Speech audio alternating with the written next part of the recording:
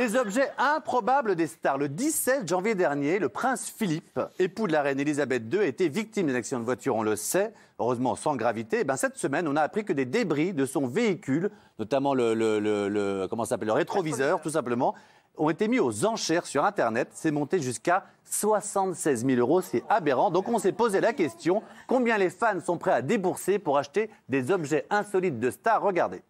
Des bouts de la voiture accidentée du prince Philippe d'Édimbourg. Un petit malin prétend avoir ramassé des morceaux de verre sur les lieux de l'accident, morceaux de verre qu'il a immédiatement mis en ligne. Aux enchères, eh oui, vous avez bien entendu, des bouts du phare de la voiture accidentée du prince Philippe, le mari de la reine Elisabeth, aux enchères. 119 personnes ont fait une offre, on en était à 65 900 livres avant que le site ne retire l'annonce. Et la liste des objets de stars que les fans sont prêts à payer des fortunes est inimaginable. Un chewing-gum mâché par Britney Spears. Qui n'en veut? Adjugé à une fan pour 14 000 $. Un mégot fumé par Johnny ramassé sur le trottoir. Qui n'en veut? Adjugé à un fan pour 250 €. Félicitations. En 1996, elle a jeté sur le trottoir. Un faux ongle de Lady Gaga tombé lors d'un concert. Ah, et attendez, aux États-Unis, ça fait même une émission. Un faux ongle retrouvé sur scène. Alors, votre prix? Ici, une fois, deux fois, pas trop. 12 000 $. Les fans sont prêts à tout, c'est-à-dire n'importe quoi, pour s'offrir quelque chose de leurs idoles. Fans de Tom Cruise, investissez dans l'eau chlorée de sa piscine. 135 $ et 50 centimes les 75 centilitres, idéal pour baptiser un enfant ou éloigner le mauvais œil, précise le vendeur. Encore plus surréaliste, là c'est carrément de la poésie, de l'air capturé lors des concerts de Kanye West ou d'Adèle. Et ça se vend aussi. Alors, la Starmania va-t-elle trop loin? C'est quand même hallucinant.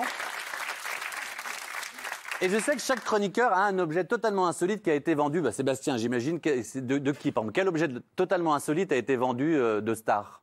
Alors ça, je l'ai vécu en live. C'était un jour, on était à Malibu, derrière Britney Spears. On était une petite quinzaine. À un moment, elle a eu du mal à se dégager. En voiture? Elle a roulé, en voiture. Elle a roulé sur le pied d'un photographe qui était en tongs chaussettes. Déjà très chic, la grande classe. Ouais. Et ça a laissé une trace de pneu. Le jour même, il a mis sur eBay la chaussette avec la trace de pneu. Et ça s'est vendu des milliers de dollars. Et qu'il a reversé à une œuvre.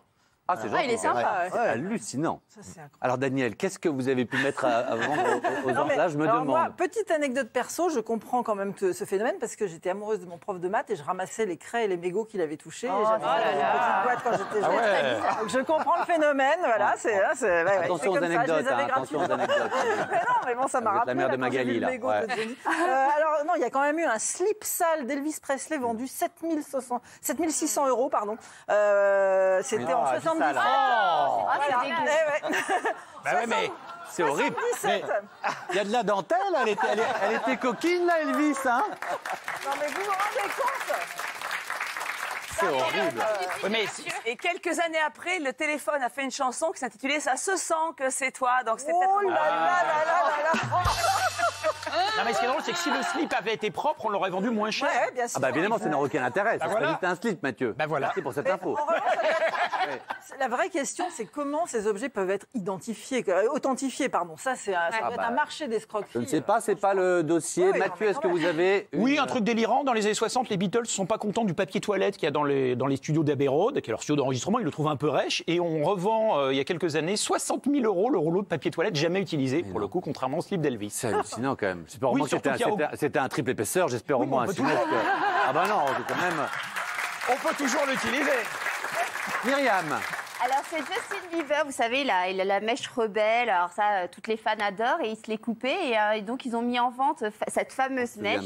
C'est monté jusqu'à 5,5 millions €. Oh non. Finalement, c'était un petit plaisantin qui avait fait monter les enchères. T'es sûr de ce chiffre? Oui, je suis sûre de ce chiffre, et finalement, la mèche a été vendue 28 700 €, Voilà. et ça a été donné à une œuvre de charité. Une œuvre, putain, c'est fou, quand même. Magali.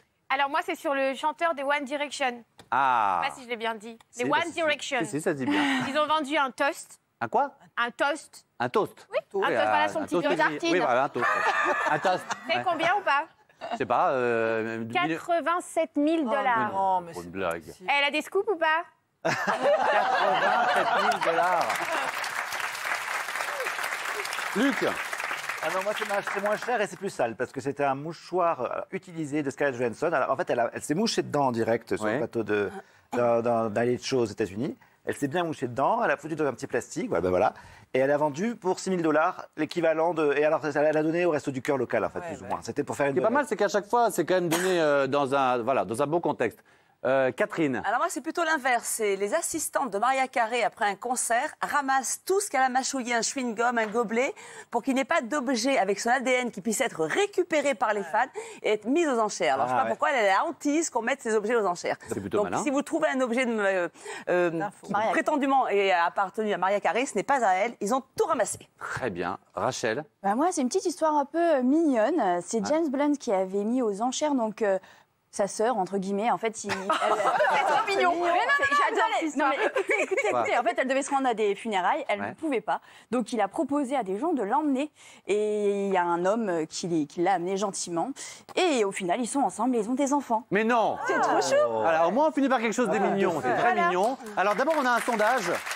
Les objets de star, voilà. Ils dépensent des sommes folles pour acheter les objets de star. Est-ce que je comprends? Je comprends pas. Je comprends pas 80%.